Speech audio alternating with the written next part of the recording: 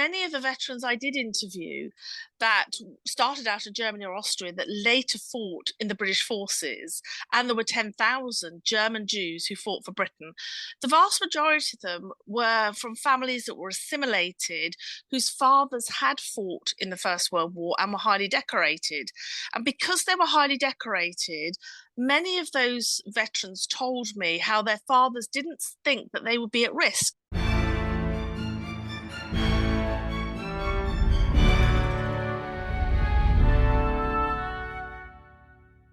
Hello.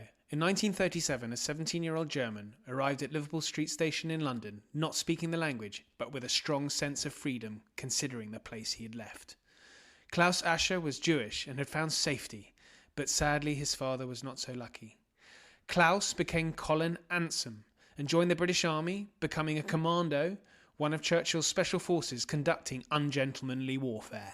Historian and author Helen Fry joins to discuss his life. Lots more history on the way, so please do share.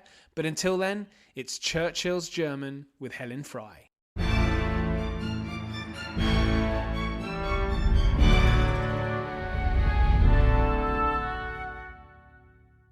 Helen, welcome back to the pod. It's great to have you on for another book. This is on a regular annual basis. I'm very impressed. Well, I don't know if it's quite annual, but it's great to be back. I am fitting in a couple of back titles. Yale think there's some stories which have now gone out of print, which we should slot in between my intelligence books and to reach a new audience, which I think is really fantastic. Good stuff. Well, this is a really interesting story that is a biography of a man who had led a very interesting life, Colin Anson.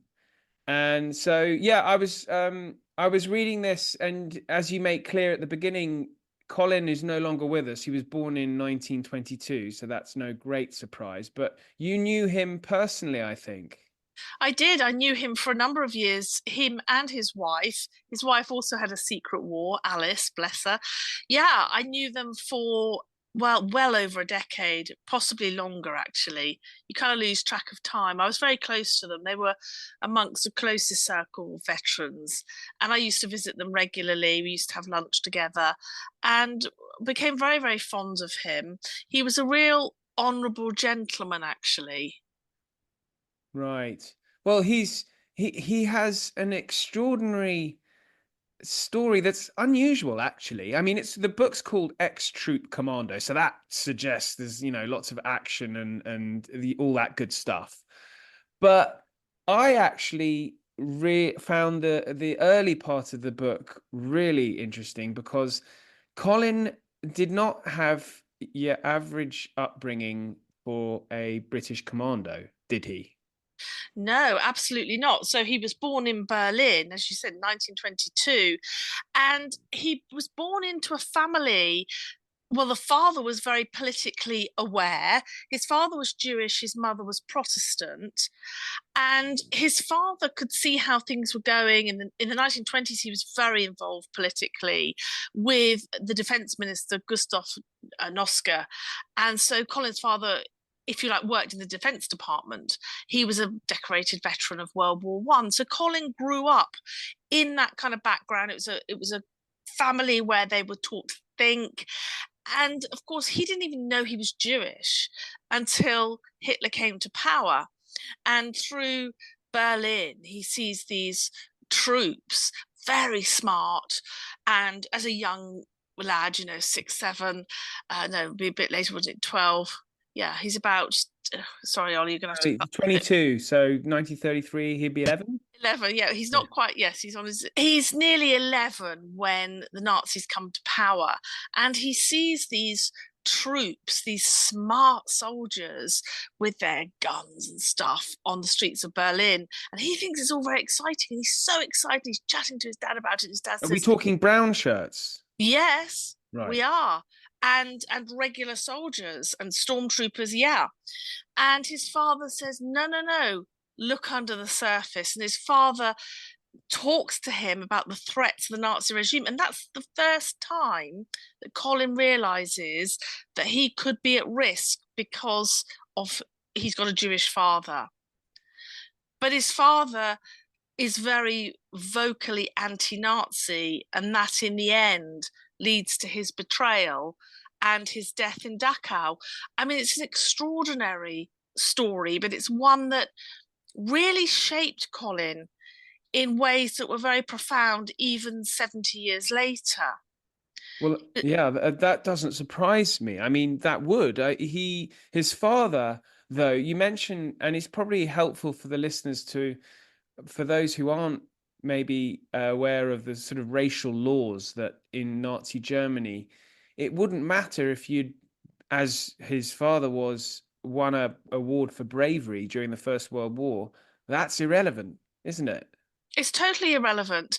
In fact, many of the veterans I did interview that started out in Germany or Austria that later fought in the British forces, and there were 10,000 German Jews who fought for Britain, the vast majority of them were from families that were assimilated, whose fathers had fought in the First World War and were highly decorated.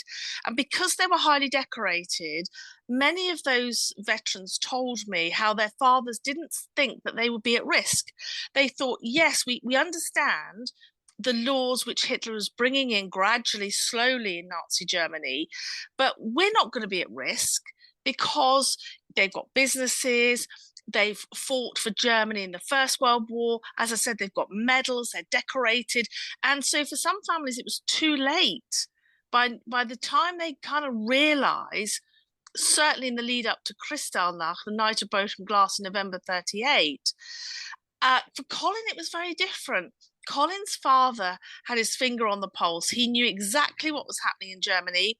He tried to get up an anti-Nazi party to mount a coup. An incredible man, incredible bravery.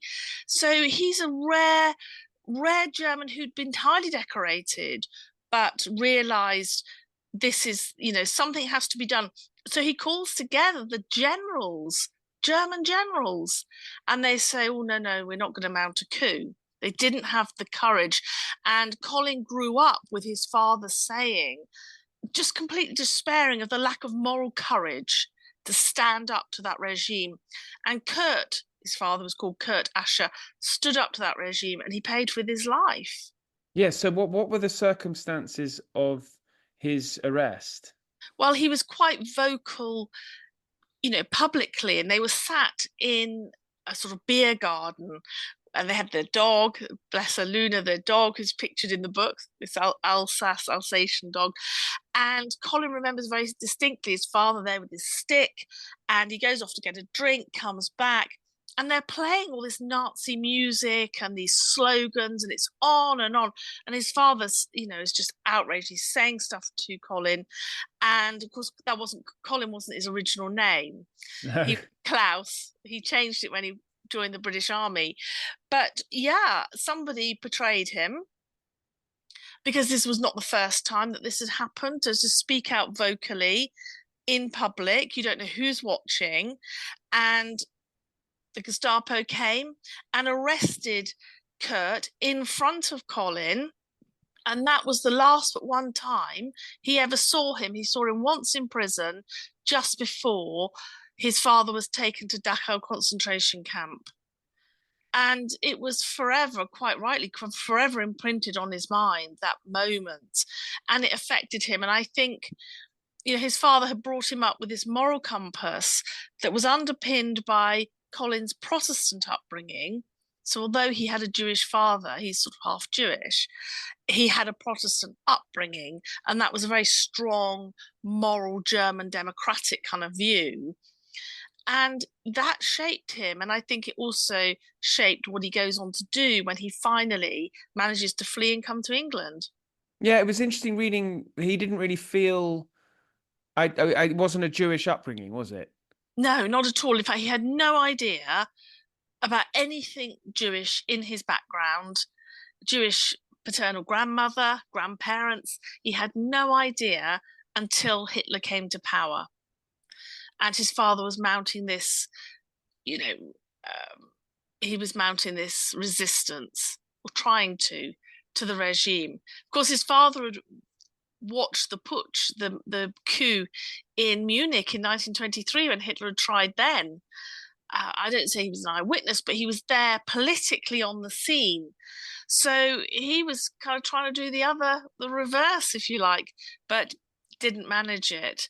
I mean, history would have been very, very different if he had.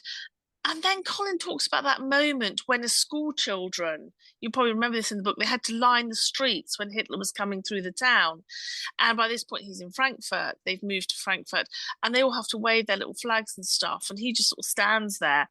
But he came within inches of Adolf Hitler. And he says, someone had taken him out then, history would have been very, very different. Indeed, indeed. Well, okay, so he actually leaves Germany Yeah. on the Kindertransport. Well, he's attached to the Kindertransport. So this is something I think it's kind of very, very nuanced. We have to be careful about language here because people are starting to believe he came out on the Kindertransport itself. Right. He was too old by just a few months. Yes, he would have been, what, 16, 17? He was just 17. Right. So you had to be 16 and under. So he was actually saved by the Quakers. So it's a really important story. We do forget that the Quakers saved adults and children, in actual fact. They did an awful lot to help the Jewish community and to get Jews out of Germany and annexed Austria. And Colin was one of those that came out with the help of the Quakers. But to get him out, there was one of the trains in February 1939. They sort of tagged him on to the end of one of the Kindertransports. So there was a group of children coming out in the Kindertransport, all 16 or under. And they said to Colin, well, you just tag along with them, follow them, and they'll make sure you're all right at the other end. And somebody from the Quakers met him at the other end. And what were his feelings then when he arrived was it Liverpool Street he would have arrived at? They came through Harwich and then by train to Liverpool Street. I mean, freedom, that sense of freedom. I mean, very traumatic to leave Germany, although he doesn't talk about the trauma of leaving. I think, nothing could really top the trauma of losing his father within 1 month of his father being in Dachau in 1937. And so he dies not for being Jewish, but for being a political dissident of the regime. Very important distinction at that time. So it's a new life. They're having the traditional English breakfast, there's English tea, and it's all feeling quite exciting for a young lad. But obviously he knows the situation. But at that age, you kind of don't think you're mortal. And he loved England. He loved England. Well, so much so that you mentioned there are 10,000 volunteers from Germany. Yes. And he was one of them. He was one of them, yes.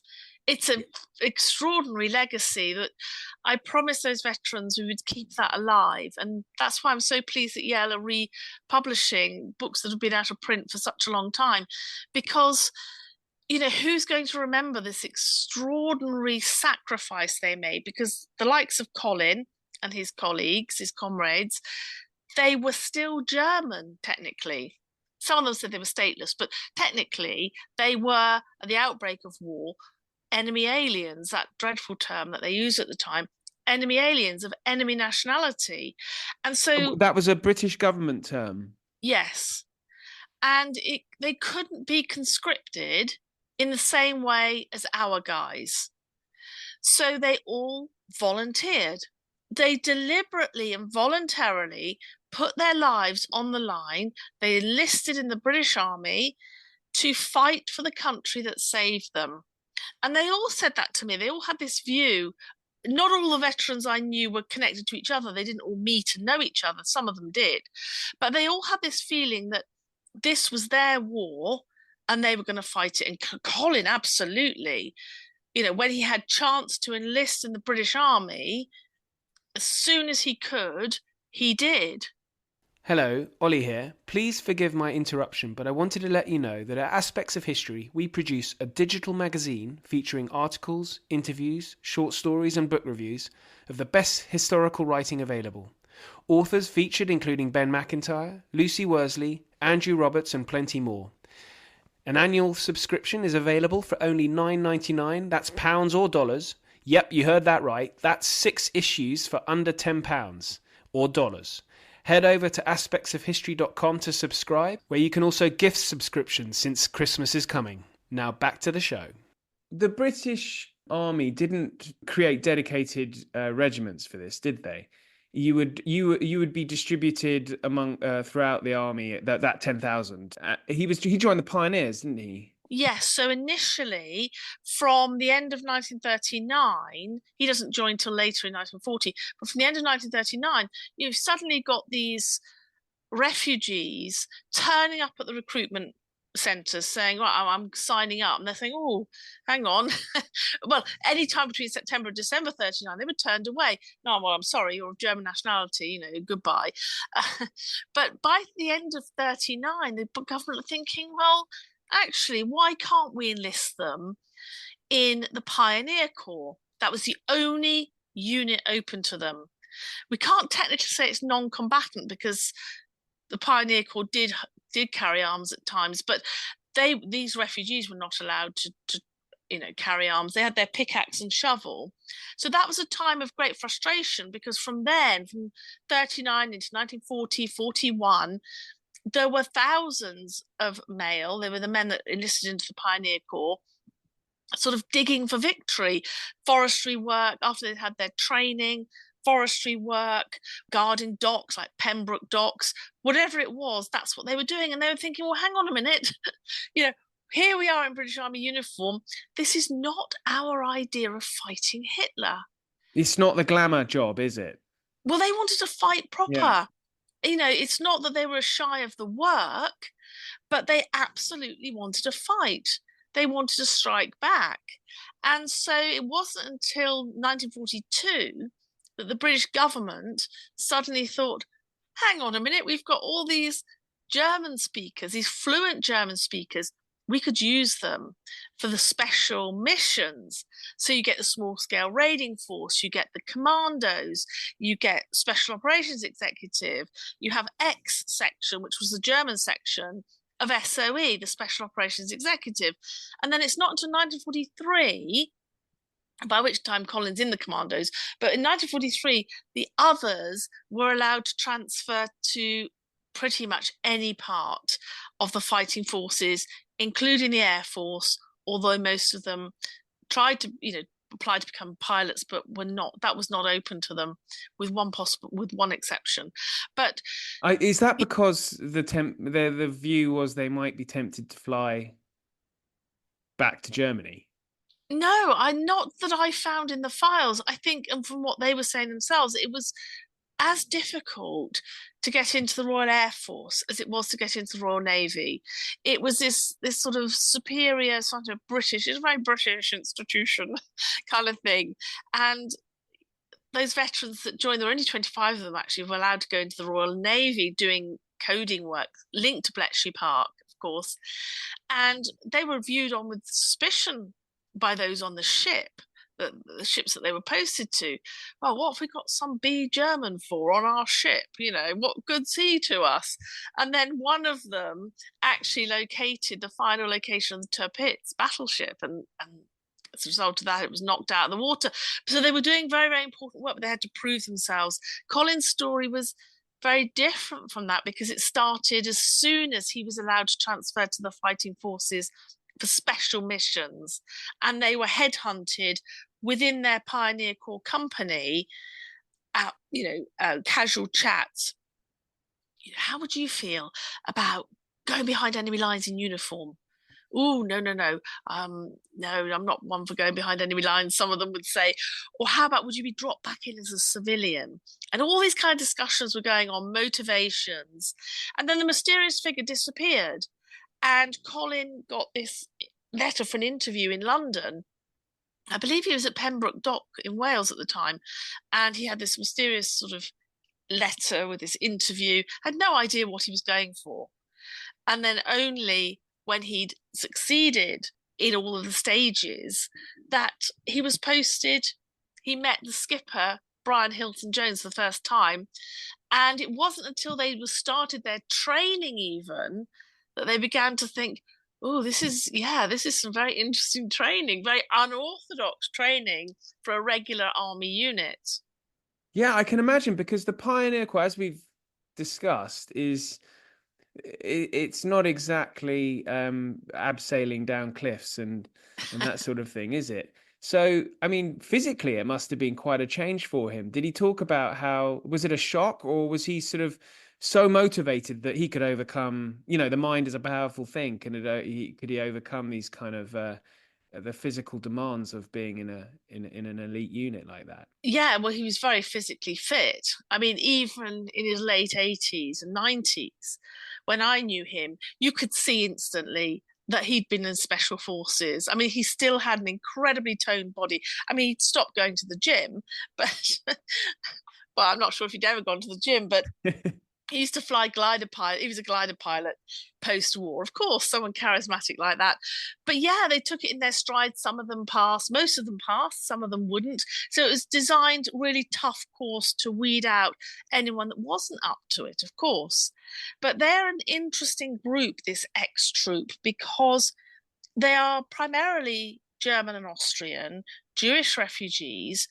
There's a Hungarian amongst them, again, Jewish, had to flee, and they train together. They're based in Aberdyfi in West Wales. They received training in Scotland at Arisag, as the other commandos did. But this X troop, it was known as, didn't serve together. And that was the very deliberate policy at the beginning, that they would be broken up into twos and threes and posted to other commando units, commando brigades, Royal Marine Commandos, and then they would serve well in all of those kind of operations, whether it's Sicily and Italy or D-Day landings. So theirs was a very different unit from the French unit, the commandos, or the Belgian commandos. They would serve together and they trained together. Having said that, there was still a sense of brotherhood, even though they knew that there would only be two or three of them going together in action. Was that for their own protection, so that if a unit was captured, then what would happen if the Germans discovered that they were German fighting against their own nationality, but also Jewish? No, it was a deliberate policy because it was believed they would be useful, and they were, for the other regular commando units. So they would be used for special intelligence. They would be used for interrogation, because the commandos did capture prisoners in the war, in their missions. And going behind enemy lines, they would be very, very useful to talk German as well. So that was a very deliberate choice, not about their survival. What protected them, and this is what was hoped to protect them, was that they changed their German names to English sounding names. But they were not allowed to choose. This is a funny bit of the research. They could choose any surname they liked. It was suggested they kept their initials because it made it easier, especially if they had, like in his case, Colin had AC on his handkerchief or something. So to make it easy, try and keep the same letter for your new surname. Well, the ones that he'd wanted had been taken by the men in front of him. They were not allowed to have Churchill or a Did they all or want Churchill? They all well, wanted Churchill. a Montgomery. Well, they were not allowed Churchill. They were not allowed Montgomery, and they were not allowed double-barreled aristocratic surnames. I love it. So they could have anything else, and all the other ones that he thought of, thinking about, oh, they're gone. Wellington, Well, Marlborough. he had to think of something.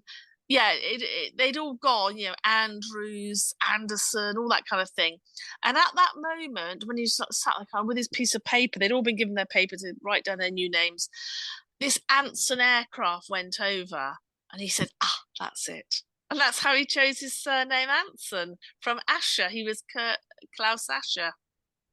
That's fantastic. That's fantastic. Well, looking at you've got a wonderful map early on in the book that shows, one of the operations that he was involved in, which Yes, is the invasion of Sicily.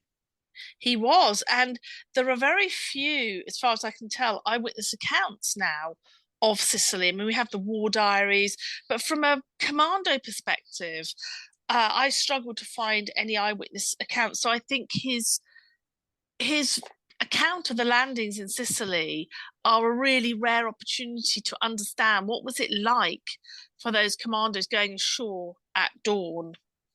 Yes. So I was speaking with Gavin Mortimer, who's been writing about the SAS in the invasion of Sicily. So this actually goes quite well, which is why the two will complement each other, the Brilliant. episodes. But I think the SAS were involved a little bit further north, but the commandos, they go in just on the sort of, The tip. for the listeners' sake, I'll put a link in for the map so Yeah, you can see where we're talking. But it's basically the southeast, quite literally peninsula of Sicily that they attack, isn't it?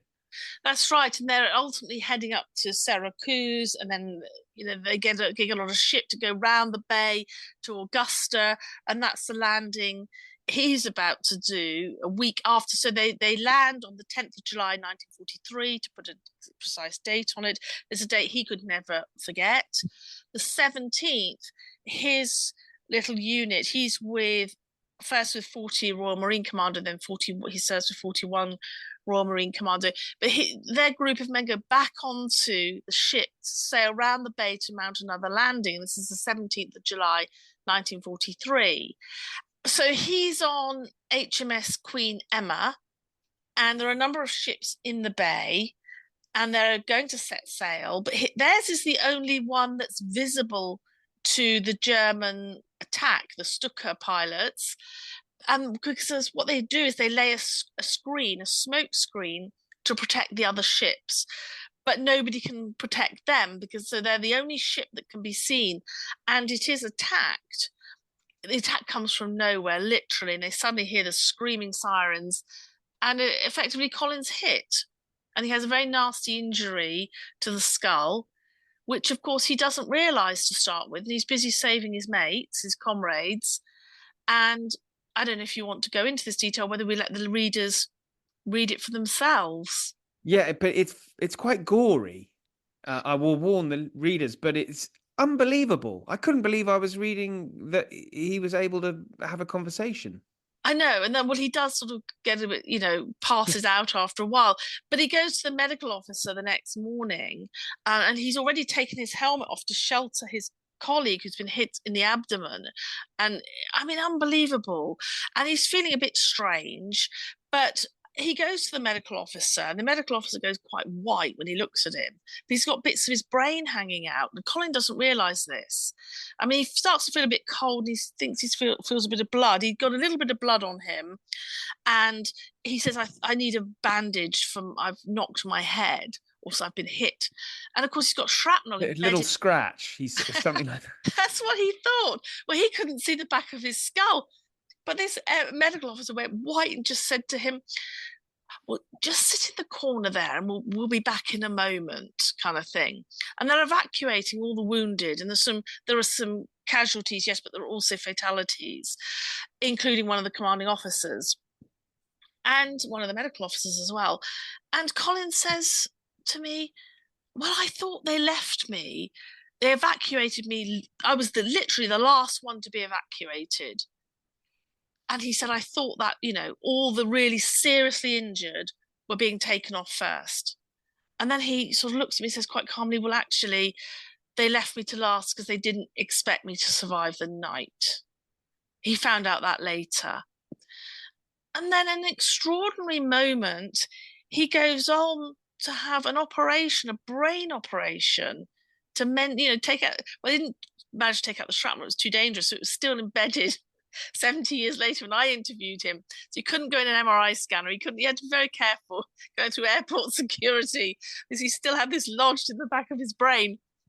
But they performed this brain surgery in a tent in the field. There was a sort of van, sort of truck thing with a tent on the back, and Canadian nurses. So it was the Canadian 151 Lightfield ambulance. He always said, do you remember which unit it was that saved my life?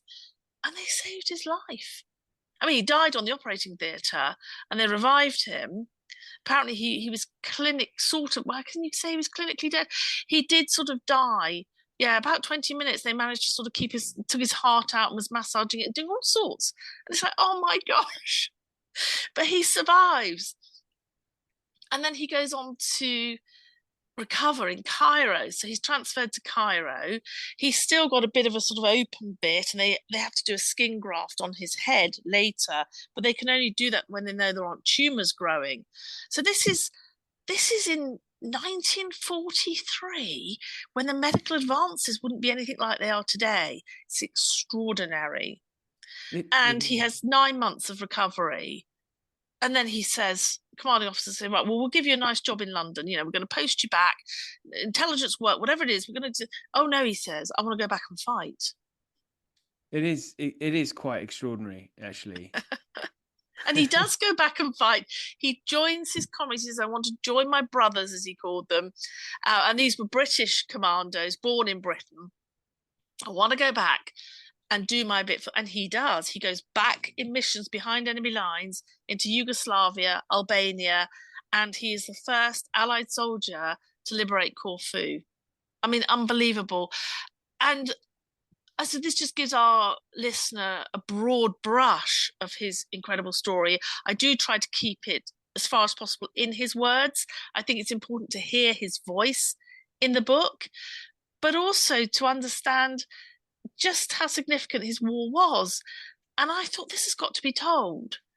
But it took me several years to convince him. You have to respect his wishes. He was happy for a little cameo piece to go in one of my other books, but a whole biography, I don't know who's going to want to read my story. And I said, yes, but this is unbelievable. It's heroic. It's courageous. No, no, he said, I was no hero. And I called my introduction, I am no hero. He said that to me. We weren't heroes. Well, let's put that aside. Let's forget the hero bit. I think, and there came a moment I said, I think it's really important that future generations understand the cost of freedom. Oh, all right, then, he said. But I don't want anything, there'll be nothing sensationalized. No. We didn't scalp the heads of Nazis, Tarantino film. No, I understand that. He got so cross about that film. And he did agree, but it took so long to convince him the importance is for posterity. It's not a focus on him in an odd sort of way as being some big hero. Well, it's an incredible life even before he reaches the commandos. But Helen, this has been great. Links are in the show notes for listeners if they want to click on that and read about an incredible life of Colin Anson. Now, he died 7 years ago, him and his wife within 11 days of each other. They did, yes. It's something that interested me because the book, was it first published? So it was published in 2010. Right. And he was then presumably happy because you had followed his instructions? Yes. And the book I've updated it, and I've now been able to definitely check his timelines against the official war diaries, and they're spot on. Absolutely spot on in the units, which is great because some people say to me, well, what about these eyewitness accounts? Have they elaborated? Have they made it up?